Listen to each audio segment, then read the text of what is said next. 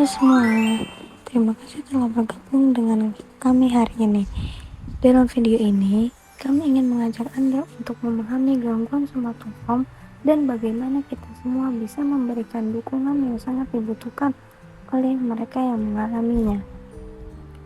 Visi dan misi dari video ini, visi kami adalah menciptakan masyarakat yang peduli dan berempati terhadap penderita gangguan somatoform, di mana setiap individu merasa didengar, dihargai, dan didukung dalam perjalanan mereka menuju pemulihan.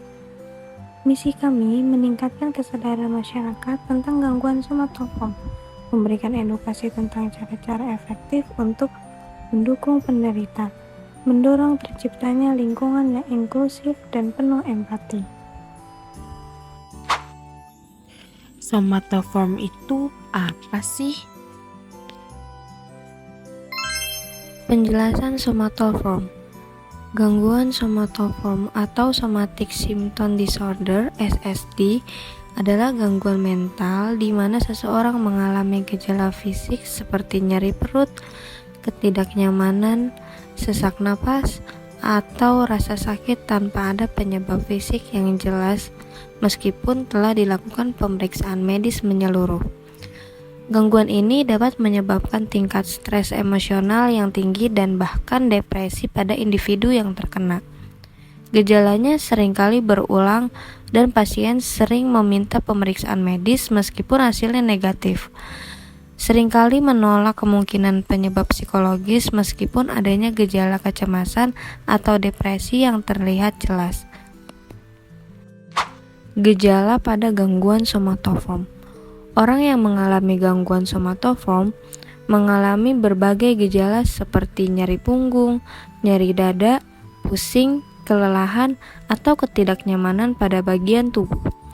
Saat diperiksa oleh dokter, tidak ditemukan kelainan fisik.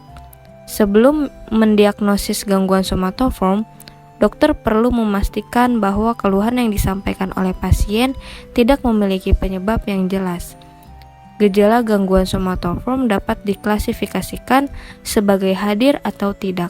Dianggap hadir jika seseorang sering mengalami gejala seperti nyeri pada bagian tubuh tertentu, kaku di bahu, sakit kepala, mual, batuk, demam, sesak nafas, nyeri tenggorokan, nyeri dada, hilangnya nafsu makan, gangguan tidur, kecemasan, ketegangan, kekhawatiran, kesedihan, dan sejenisnya.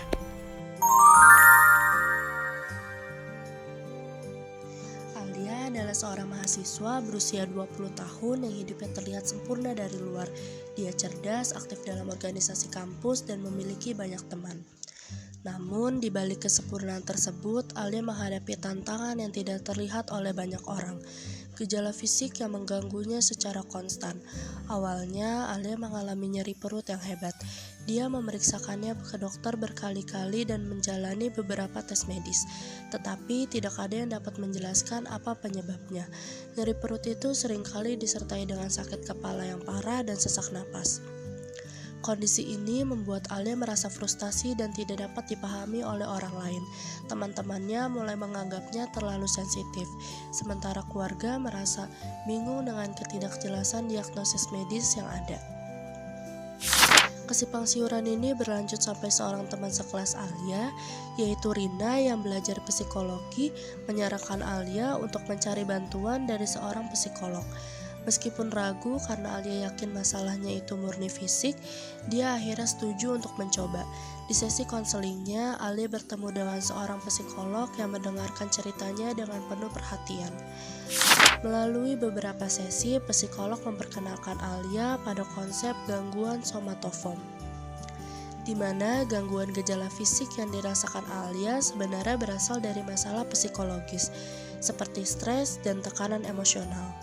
Awalnya sulit dipercaya oleh Alia bahwa pikiran dan perasaan bisa mempengaruhi tubuhnya begitu kuat. Namun dengan waktu dan terapi yang intensif, Alia mulai memahami hubungan yang kompleks antara kesehatan fisik dan mentalnya.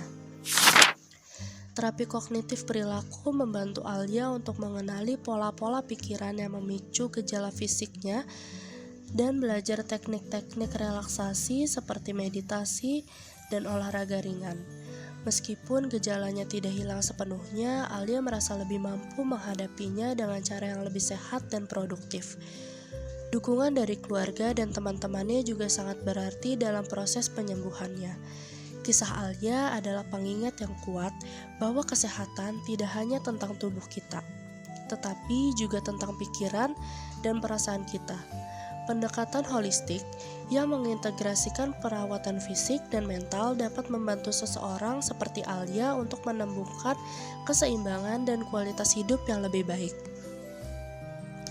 Itu sedikit cerita pengalaman dari Alia yang pernah mengalami gangguan somatoform. Berikut ada beberapa cara sederhana namun penting yang bisa kita lakukan untuk membantu mereka yang menderita gangguan somatoform. Yang pertama, dengarkan dengan empati. Dengarkan mereka tanpa menghakimi atau meremehkan perasaan mereka. Yang kedua, beri dukungan emosional. Tawarkan dukungan emosional dan biarkan mereka tahu bahwa mereka tidak sendirian. Yang ketiga, pahami kondisinya. Belajarlah tentang gangguan somatoform agar kamu bisa lebih memahami kondisi mereka.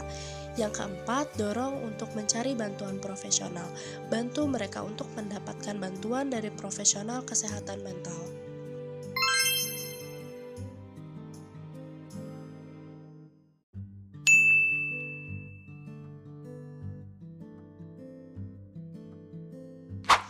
Kami berharap video ini bisa menggugah hati teman-teman untuk lebih memahami dan mendukung penderita gangguan somatoform. Setiap tindakan kecil dari kita bisa membuat perbedaan besar dalam hidup mereka. Terima kasih telah menonton dan mari kita ciptakan dunia yang lebih empati dan peduli bersama-sama.